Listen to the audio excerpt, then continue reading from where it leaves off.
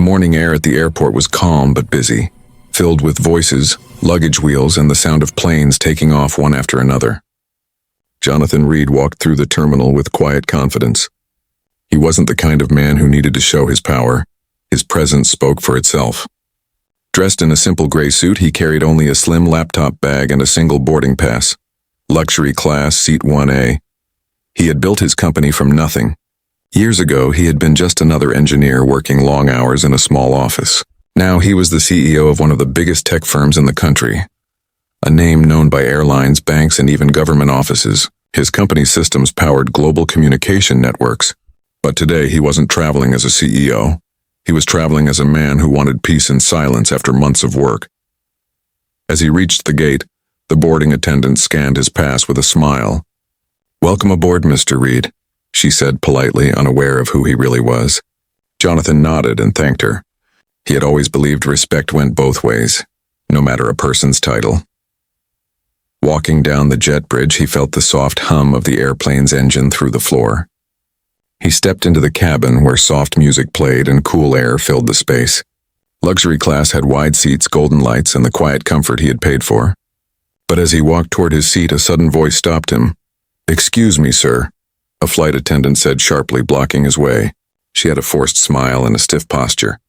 "Can I help you?" Jonathan looked confused for a second, glancing at the seat number. "No, thank you. I'm in 1A. He lifted his boarding pass gently, showing her the printed letters.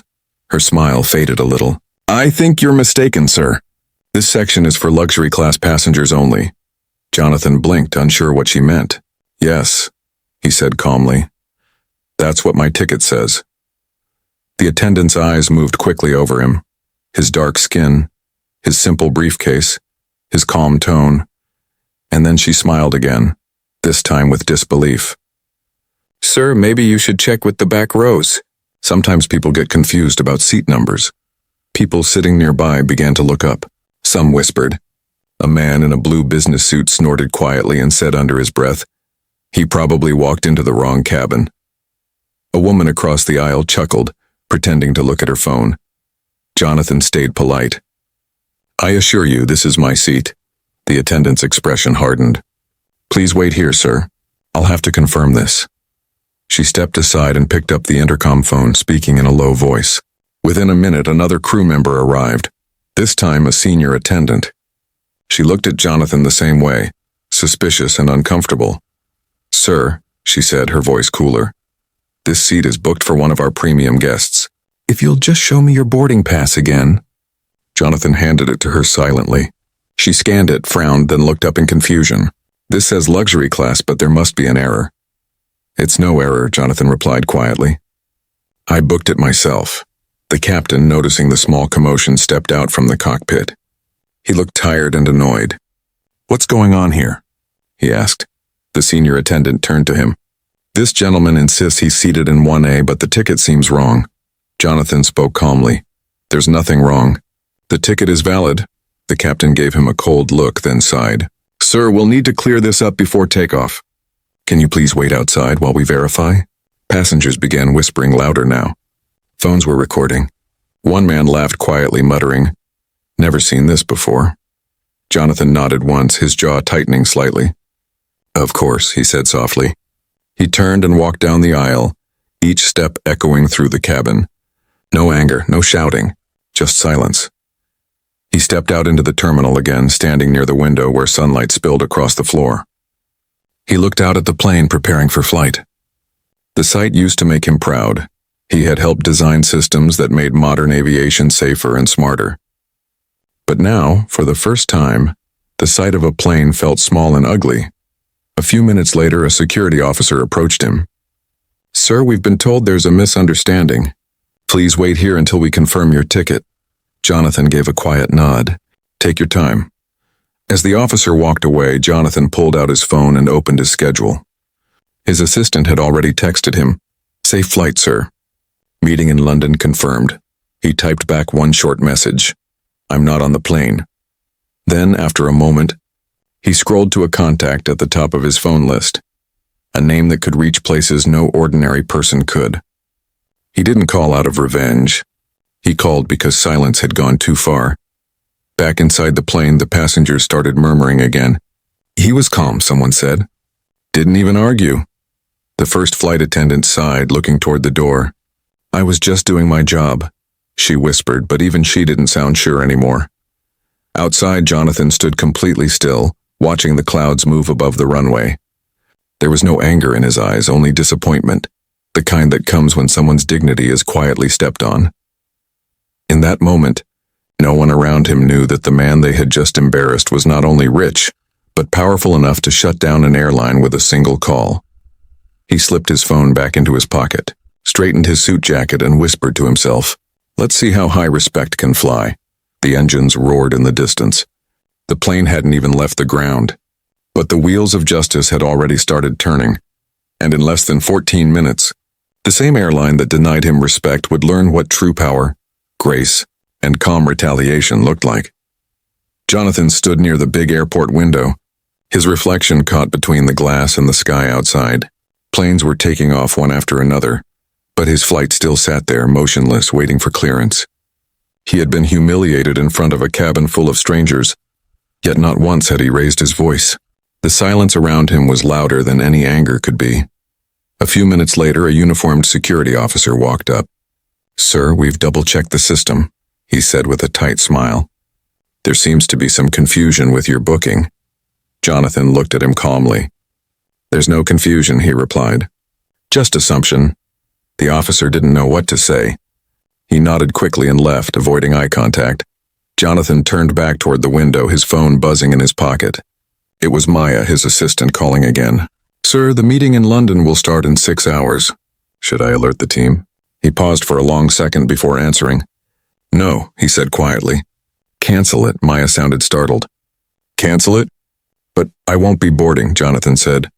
His tone was calm, but there was something sharp beneath it, something cold and precise. "I'll handle it from here." He ended the call and scrolled through his contacts until he reached one name. Avery Morgan, the Global Operations Director of Reed Technologies, the company Jonathan himself had built from nothing. He pressed call, the line clicked. "Sir?" Avery answered, instantly alert. Jonathan's voice was steady.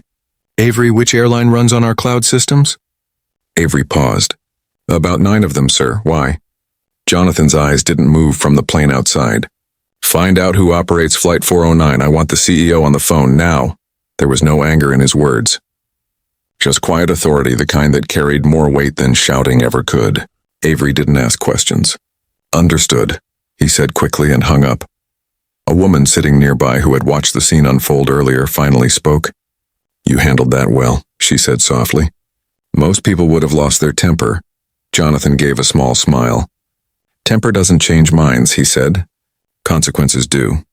Meanwhile, inside the plane, the flight attendants were whispering nervously. "Did he really have a luxury ticket?" one asked. "It looked real," another replied. The captain frowned from the cockpit doorway.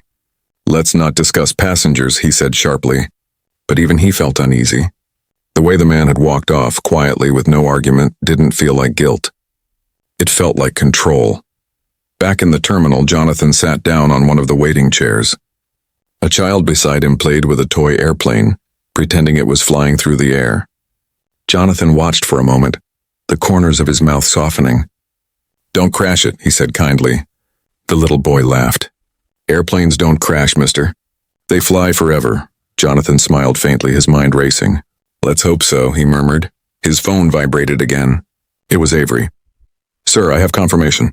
The airline you were flying with uses our full tech infrastructure. Ticketing, communication, and cloud systems. Their entire operation depends on us."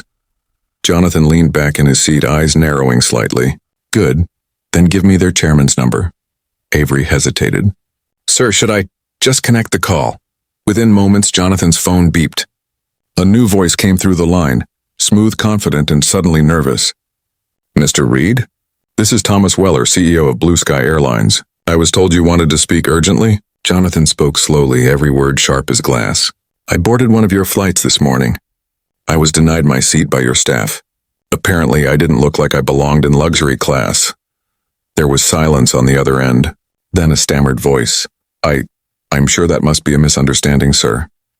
"No," Jonathan replied. "It's not. It's the kind of misunderstanding that happens when people forget to see the person behind the color. Thomas swallowed audibly. Sir, please allow me to fix this. You will, Jonathan said simply. And you'll do it fast. Because in 10 minutes my company will begin pulling every license, server, and communication link from your system. The CEO on the other end went completely silent. Then in a trembling voice he said, Mr. Reed, please give me a chance to correct this. Jonathan looked out the window again where the same plane still sat on the runway. The passengers were probably still waiting, unaware that a storm was forming miles above them, not in the sky, but in the world of business and power. You had your chance, Jonathan said quietly, his tone as calm as before. Now let your people feel what I felt. Powerless. He ended the call without another word. 14 minutes had passed since he stepped off that flight. In that short time, one man's silence had begun unraveling the digital heart of an entire airline. And while the world outside went on as usual, planes taking off, announcements echoing, inside the systems of Blue Sky Airlines, alarms began to flash red. The flight that denied him was about to face turbulence of a very different kind, one that no pilot could steer away from. Jonathan sat quietly in the terminal lounge, his phone resting face down on the table beside him. Around him the world went on as if nothing had happened.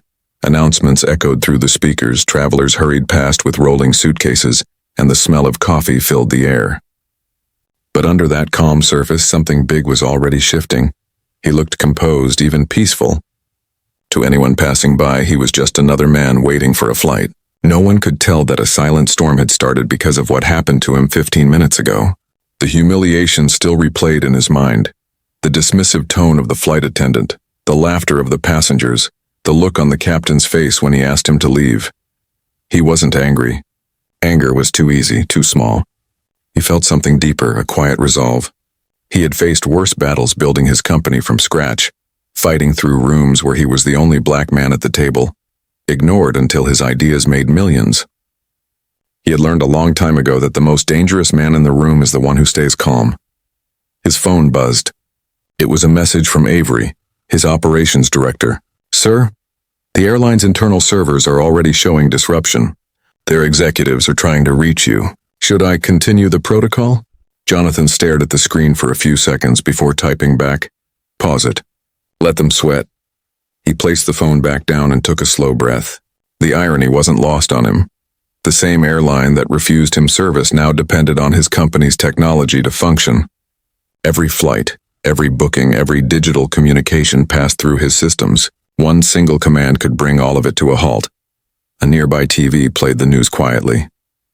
Stock reports, politics, nothing interesting. But then, in the corner of the screen, a small ticker flashed. Blue Sky Airlines reports temporary system outage. Nationwide delays possible. Jonathan almost smiled. Not out of spite, but because karma sometimes worked faster than expected. Excuse me, sir, said a soft voice. It was a young woman, the same flight attendant who had stopped him from boarding. Her face was pale now, her smile weak. Mr. Reed, I came to apologize. I didn't know who you were. Jonathan turned his head slowly toward her. His expression was unreadable. You didn't need to know who I was, he said.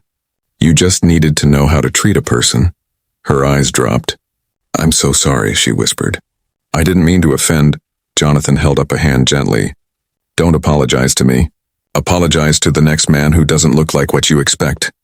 The words hung in the air for a moment before she nodded quickly and walked away, wiping her eyes. Just then another figure approached, the airport manager, dressed in a navy blazer, nervous sweat on his forehead. Mr. Reed, sir, he said breathlessly. The airline's headquarters is requesting an immediate conversation.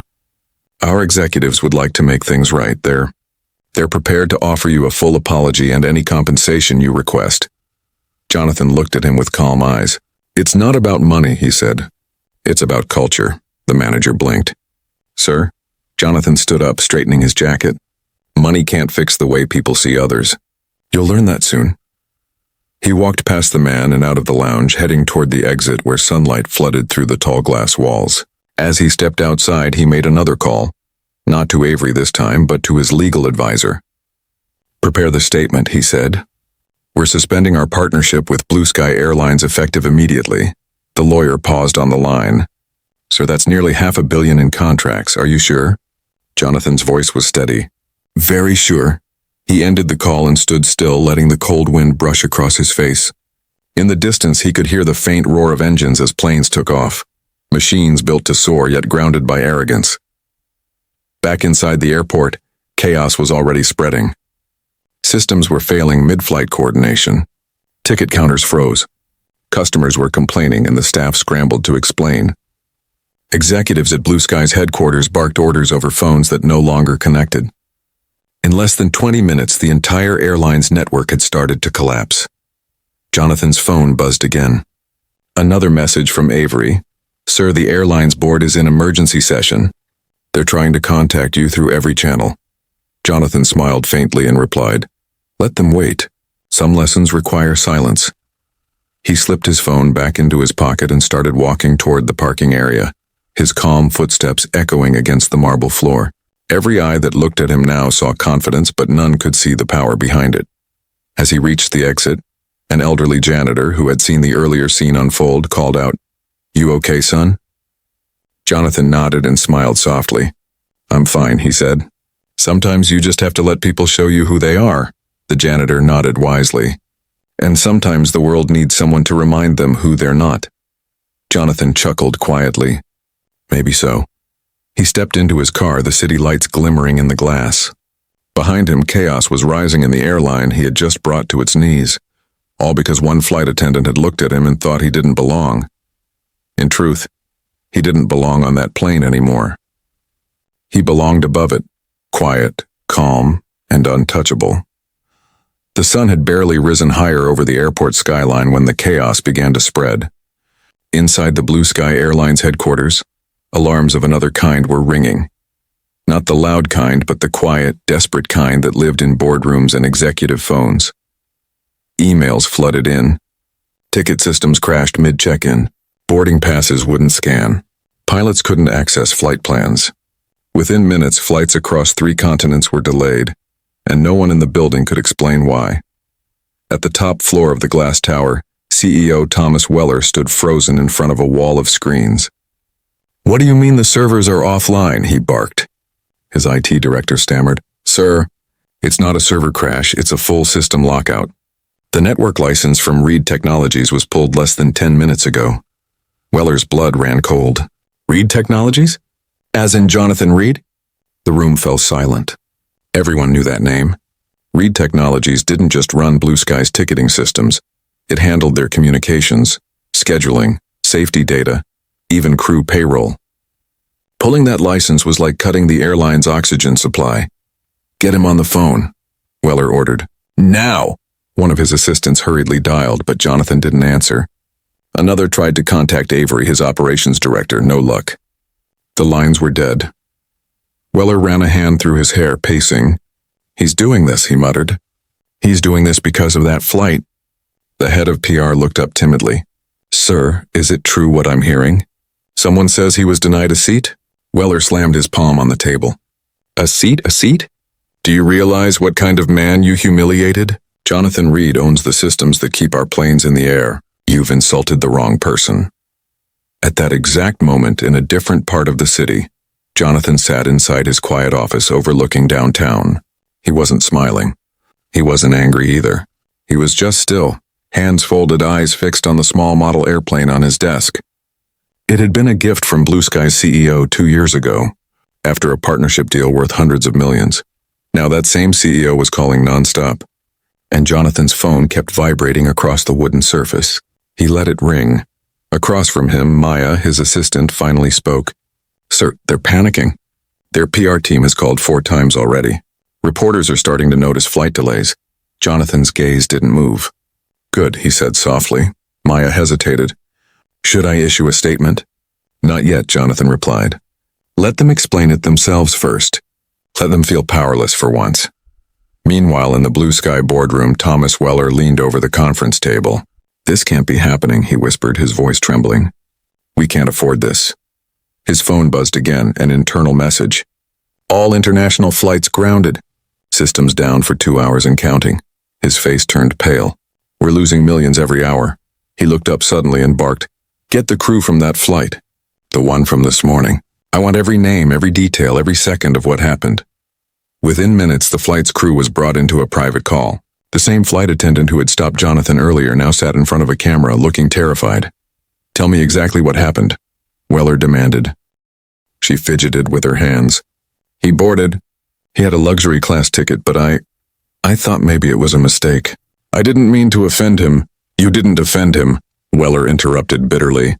You offended our entire company. Back in Jonathan's office, his phone finally stopped vibrating. The silence that followed felt heavier than noise. He looked out the window, watching the city move below him. So many people going about their lives, unaware that one man's quiet dignity had just brought $1 billion company to a halt. Maya walked closer. Sir, if I may. What's the next step? Jonathan finally turned toward her. His expression softened. The next step, he said, is to remind them that respect should never depend on recognition. She nodded, understanding what he meant without him needing to explain. A few moments later, a notification popped up on his laptop. A formal email from Blue Sky Airlines, marked urgent. The subject line read, Apology and request for immediate discussion. Jonathan opened it, reading the words carefully. It was everything he expected, regretful, formal, desperate. They promised to take action, to discipline their staff, to rebuild the partnership. But he didn't reply. Instead, he typed a single sentence and hit send. Respect cannot be rebooted like a system. He closed the laptop and leaned back in his chair. Across the city, the airline's board of directors read his reply in stunned silence. It wasn't just rejection, it was humiliation wrapped in grace. In one morning, Jonathan Reed had done something no lawsuit or protest could have achieved. He had forced an empire to kneel, not through anger or revenge, but with calm precision.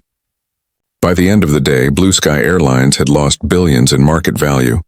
Hundreds of flights were grounded and news anchors across the world were repeating the same line over and over again. A black CEO, denied his seat in luxury class, just taught an entire airline the cost of arrogance. And Jonathan, sitting quietly in his office, simply whispered to himself, Now, maybe they'll remember the difference between power and respect. Inside the glass walls of Blue Sky Airlines headquarters, panic had turned into silence, the kind that came only after disaster. Phones no longer rang, executives sat in shock, and the screens that once showed live flight data now glowed with red error messages. For the first time in company history, their global network had been shut down by one man who never even raised his voice. The CEO, Thomas Weller, stood near the window overlooking the grounded planes below. His reflection looked like a ghost in the glass. Behind him, the board members spoke in low, frightened tones. Sir, social media is exploding, one said. Hashtags are trending worldwide. Luxury class denied and grounded by respect. Another added, investors are panicking. We've already lost $300 million in market value. Weller turned slowly, his eyes bloodshot. Has anyone spoken to him yet? His assistant shook her head. Mr. Reed's office hasn't responded. Not to calls, not to emails. Then go there, Weller snapped. If he won't come to us, we'll go to him. Meanwhile, in his downtown office, Jonathan Reed was reviewing files as if nothing had happened. The world around him was spinning, but he was still. A calm storm in human form. Outside his window, news vans were already gathering. His assistant Maya entered quietly. Sir, she said, Blue Sky's board is requesting an in-person meeting. They're sending their CEO. Jonathan didn't look up. Let them come. Within the hour, 3 black cars pulled up in front of Reed Technologies. Cameras flashed as Blue Sky executives hurried inside. Thomas Weller was at the front, his perfect corporate confidence gone, replaced by guilt and fear. As he stepped into Jonathan's office, he extended his hand. Mr. Reed, he began, voice tight. I want to personally apologize for what happened. Jonathan stood, shook his hand politely, and gestured toward the chairs. Sit, he said. His tone was calm, but it carried command. For a long moment, no one spoke. The air felt heavy with shame. Weller finally broke the silence. We made a terrible mistake. I can't defend what happened on that flight. But please, our airline employs over 40,000 people. If this system shutdown continues, we're finished. Jonathan studied him carefully, his expression unreadable. You're not finished because of me, Mr. Weller, he said. You're finished because of the way your company sees people. You built an empire on prestige and image, but forgot about respect. Weller's face flushed. You're right, he admitted. And I promise you this will never happen again. The employees involved have already been suspended. We're ready to rebuild trust. Jonathan walked to the window watching the city skyline. Trust, he said softly, isn't a contract you can rewrite. It's something you earn every day. Weller leaned forward, desperate now. Mr. Reed, please. Tell us what we can do to make this right. Jonathan turned around slowly, his voice quiet but sharp. You can start by teaching your people to see beyond a label, beyond color, beyond class. I don't need money and I don't need credit. I want change. The room went still. No one dared to speak. Jonathan continued, 14 minutes. That's how long it took from the moment I left your plane to the moment your systems began shutting down. In 14 minutes, I didn't curse, I didn't argue. I simply showed you what silence can do when backed by principle. Weller looked down, unable to meet his gaze.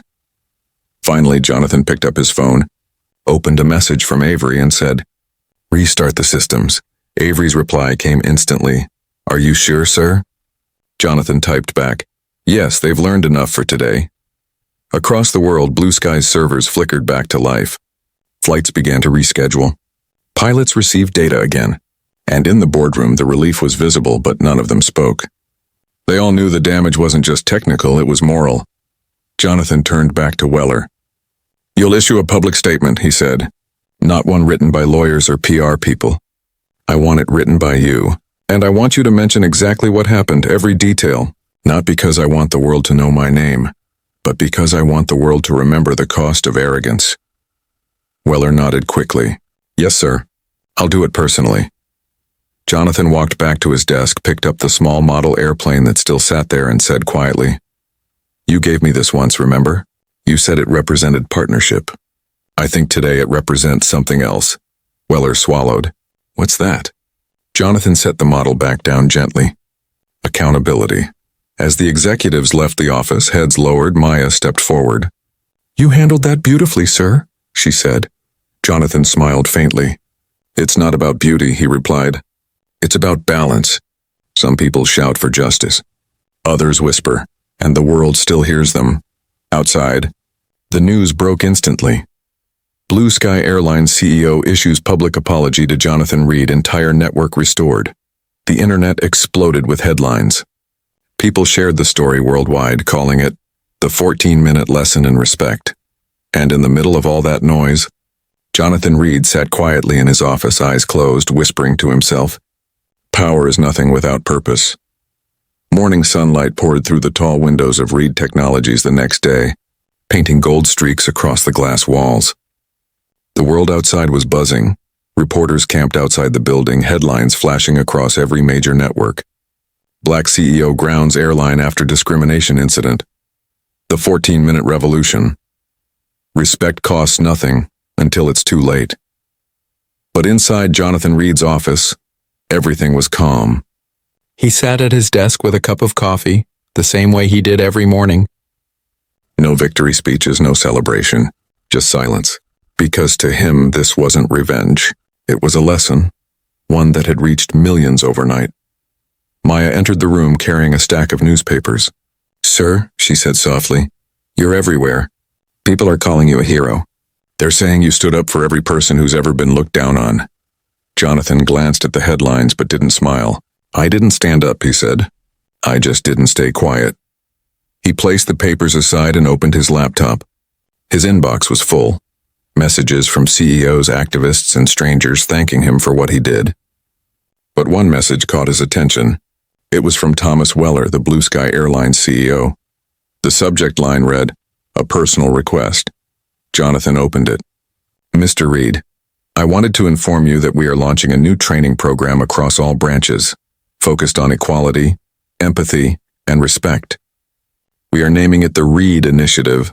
I hope you'll consider joining us to guide it. Jonathan leaned back in his chair, thoughtful. The irony wasn't lost on him. The same man who once begged him for forgiveness was now asking for his help to rebuild what arrogance had destroyed. Maya watched him carefully. You'll do it, won't you? She asked. He smiled faintly. If change is offered, it's better to lead it than to doubt it. Hours later, Jonathan arrived at Blue Sky's headquarters. The building that once symbolized pride and indifference now buzzed with nervous energy. Employees looked up as he walked through the lobby, some out of awe, others out of guilt. In the main conference room, Weller stood waiting. Gone was the polished, arrogant executive. He looked human now, tired, humbled. "Mr. Reed," he said softly, "thank you for coming." Jonathan nodded. "I didn't come for you, Mr. Weller. I came for the people who work under you. They deserve a company that sees them." They spoke for hours about how to rebuild the airline's image, not through PR, but through principle. Jonathan's ideas were simple but powerful. Real empathy training, diversity in leadership, and anonymous channels for employee concerns. No fancy slogans, no staged apologies, just change through honesty. By afternoon, a press conference was held. Cameras filled the room as Weller stepped up to the podium. He looked straight into the cameras and said, "A few days ago, one of our passengers was treated unfairly because of unconscious bias. That man showed the world that dignity speaks louder than authority. Today we announced the Reed Initiative, a permanent reform program across Blue Sky Airlines." Then he turned toward Jonathan and added, "Some lessons are taught with anger, but the greatest lessons are taught with grace. Mr. Reed gave us that." The crowd broke into quiet applause. Reporters captured every word, but Jonathan didn't bask in it. He simply nodded once, then stepped back, letting the moment belong to truth, not ego. After the conference, as the room cleared, Weller turned to him. "You could have destroyed us completely," he said. "Why didn't you?" Jonathan looked at him, his eyes calm. "Because destruction teaches fear," he said, "but restoration teaches respect." Outside the building, hundreds of employees had gathered, cheering for him as he exited. Some held signs that read, "Thank you, Mr. Reed." Others simply watched in silence, their faces showing gratitude and reflection. As he got into his car, Maya looked over and said, "You know, you didn't just ground an airline. You lifted an entire generation." Jonathan chuckled softly. "Maybe," he said. "But if they truly rise, they'll do it by lifting others too." That evening, back in his office, he found a handwritten letter waiting for him on his desk. No sender, no signature, just a single line written in simple ink. "You taught the world that silence isn't weakness and it's power, waiting for purpose." Jonathan smiled. For the first time in days, he looked peaceful. He knew that the story wasn't just about him anymore. It had grown bigger, into a symbol, into a movement, into something that would remind people across the world that respect isn't given by status. It's earned by character. And as the city lights flickered below, the man who once was denied a seat in luxury class had, without rage or revenge, changed the definition of what it truly meant to fly high. A week later, the story still hadn't faded. News anchors called it the quiet revolution. Social media was flooded with videos, quotes, and speeches inspired by Jonathan Reed, the man who never shouted, never fought, but shook the world anyway. From students to CEOs, everyone was talking about the same question. How can one man's silence carry so much power? But Jonathan didn't watch the news. He had returned to his normal rhythm, waking up early, walking to work, and sipping his morning coffee before the city even stirred. The noise around his name didn't change him. He wasn't chasing fame. What mattered to him was the impact that quietly lingered behind it. That morning, his assistant Maya entered his office with a soft knock. "Sir," she said, holding a small envelope, "this came for you. No sender name, but it's marked from Blue Sky's education department." Jonathan opened it. Inside was a photo of a classroom, students sitting under a banner that read, "The Reed Initiative, Dignity First." And beneath the photo, a handwritten note. "Your story is now part of every training session. You didn't just fix an airline, you fixed how people think." He stared at it for a long moment. Then, for the first time in days, he smiled. It wasn't a proud smile, it was quiet, almost sad, because he knew that real change didn't come overnight. It came from repetition, from small decisions made by people who finally understood. A few hours later, Jonathan received an unexpected call. It was Thomas Weller, the same airline CEO who had once begged for mercy. His tone this time was lighter, humbler. "Jonathan," he said, "I wanted to tell you personally, your initiative is already spreading. 2 other airlines have contacted us to adopt the program. It's working." Jonathan's response was calm. "Then keep it working. Don't make it a story. Make it a standard, Weller laughed softly. You always know how to humble a man, he said. Jonathan replied, no, life does that. I just listen. Later that day, Jonathan took a rare break from his office. He walked through a city park nearby, the air filled with the scent of pine and traffic. Children played by a fountain, and somewhere in the distance a street musician was playing soft jazz. He sat on a bench feeling the weight of the past week slowly lift off his shoulders. An older man beside him reading a newspaper suddenly looked up. You're him, aren't you? He asked. Jonathan chuckled. Depends who you think him is, the man smiled. The CEO who brought that airline to its knees. My granddaughter talks about you like you're some kind of superhero. Jonathan looked out at the park, the laughter of children echoing. I'm not a superhero, he said. Just a man who wanted a seat he paid for. The old man nodded. Sometimes that's all it takes to change the world. A man who refuses to be small. Jonathan's eyes softened. Maybe so. As he left the park, he noticed a young woman waiting near the curb. She looked nervous. Mr. Reed? She asked. You don't know me, but I was one of the passengers on that flight. He turned to her, curious. She continued, I didn't say anything that day. I saw how they treated you and I just sat there. I've thought about it every day since. I'm sorry. Jonathan looked at her, then said gently, Don't apologize for being silent once. Just make sure you never stay silent again. Tears welled in her eyes as she nodded. I won't.